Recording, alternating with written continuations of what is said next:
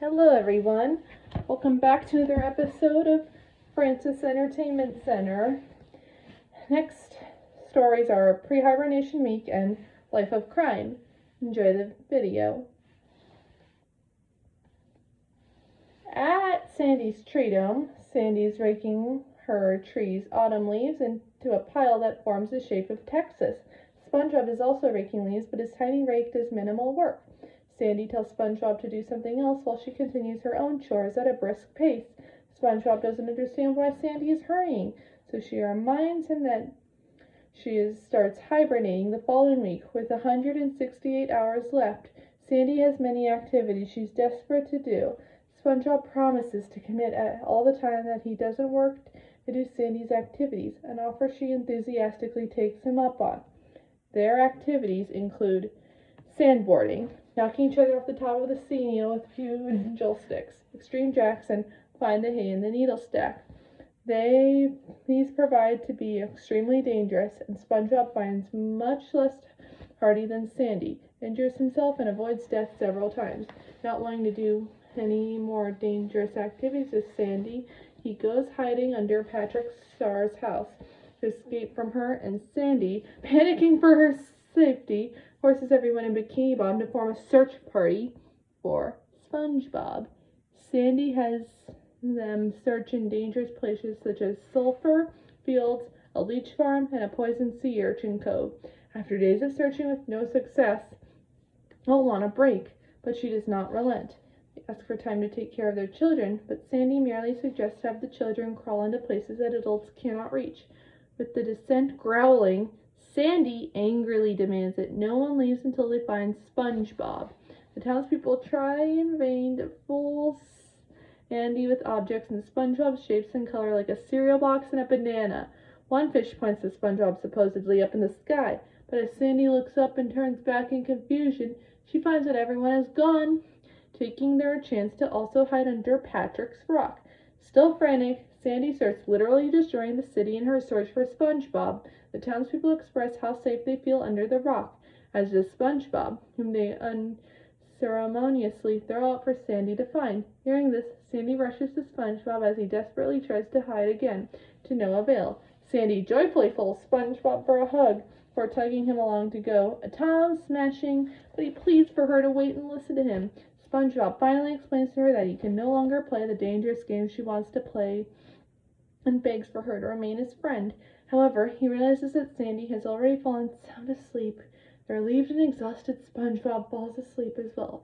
Patrick returns home from the grocery store to find that the townspeople and Squidward staring out from under his rock and frantically yells, "Who are you people?" At the Krusty Krab, SpongeBob, Patrick, and Mr. Krabs are watching a classic black and white crime movie. Mr. Krabs speaks out against thieves like one in the movie, but SpongeBob and Patrick remind him of all the stuff he has that is not his. A barrel from Salty Sea Farms, a towel from the sizzling spring sauna, a Bikini Bell phone, Sandy's hedge clippers, Plankton's lawnmower, and Mrs. Puff's hair curlers. Mr. Krabs claims that he borrowed all those things, telling them it is okay to borrow something as long as they give it back before it's missed. Later that day, SpongeBob and Patrick spot a balloon stand. Since they do not have money, they decide to follow Mr. Krabs' advice and borrow a balloon. They sneak away with it, and as they talk about the things they plan to do with it, it suddenly pops.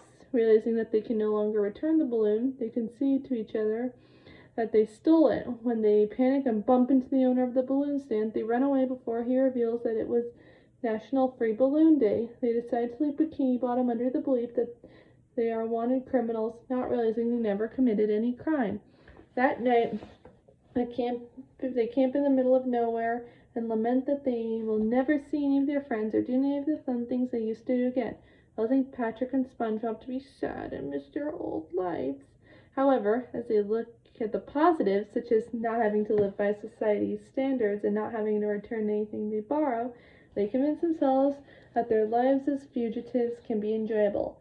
Patrick sadly remarks that they still have nothing to eat, until SpongeBob unveils 2 chocolate bars, which he hopes they can survive for the rest of their lives. However, Patrick eats his entire bar in 2 quick bites, immediately forgets he ate it, and upon trying to take a third bite of it, discovers that it's gone. Seeing SpongeBob unopened candy bar, Patrick accuses him of stealing it. The SpongeBob reminds Patrick that he already ate his and never ate his own. He refuses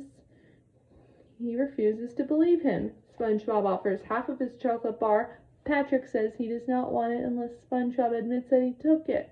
Frustrated at Patrick's behavior, SpongeBob eats the whole thing himself in his own frustration. Patrick decides to report SpongeBob to the police. SpongeBob aims to tell on Patrick first, and then they race to the police station.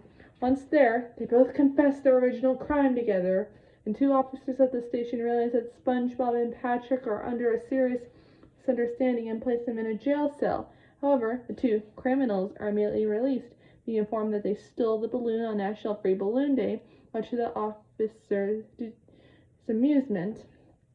SpongeBob and Patrick, though shocked to learn of their innocence, vow that they will never borrow anything without permission again, and the officers give them lollipops for their trip back home.